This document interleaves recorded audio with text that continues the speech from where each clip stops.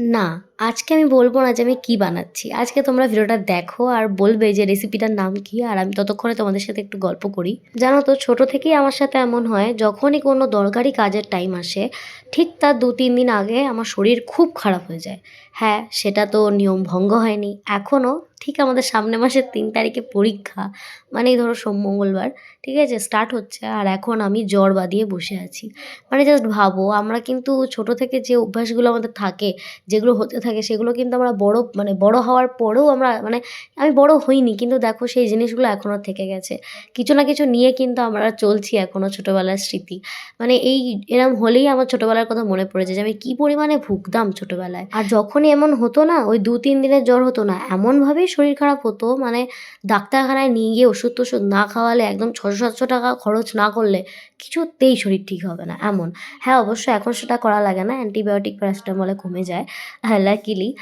যাই হোক ওষুধ তো খাচ্ছি, আশা করছি ঠিক হয়ে যাবে। তোমরা একটু প্রে করো যাতে আমি ভালোভাবে পরীক্ষা দিতে পারি। কারণ এরম শরীর খারাপ থাকলে জ্বর কমে গেলেও কিন্তু দেখবে একটা সেই ফেজটা থেকে যায় ফিভারের, ঠিক আছে?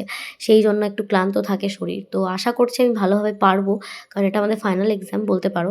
সরি বলতে পারো কি এটা আমাদের ফাইনালি, কারণ এটা আমাদের 11 এর 2nd সেমিস্টার যারা এবারেই আমাদের সাথে সেমিস্টার ইয়েটা হয়েছে। জানি না পরের বার থেকে হবে কিনা, বাট আমাদের সাথে অন্যায় হয়েছে কারণ একদম নতুন নিয়মে পরীক্ষা দিচ্ছি তো খুবই নার্ভাস ফিল করছি আর একটু প্রবলেম তো হচ্ছে ম্যানেজ করতে।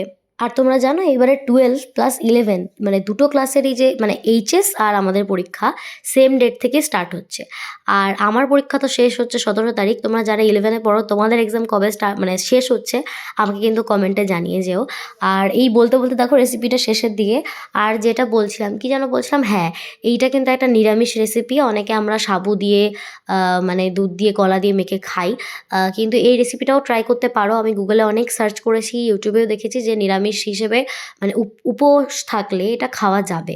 ঠিক আছে? সো একটু নতুনত্ব ট্রাই করাই যায়। আর যেকোনো একাদশী বা যেকোনো উপোসে যেকোনো পুজোতে এটা খাওয়া যাবে। সো এটার নাম কিন্তু কমেন্টে জানিয়ে যেও। টাটা।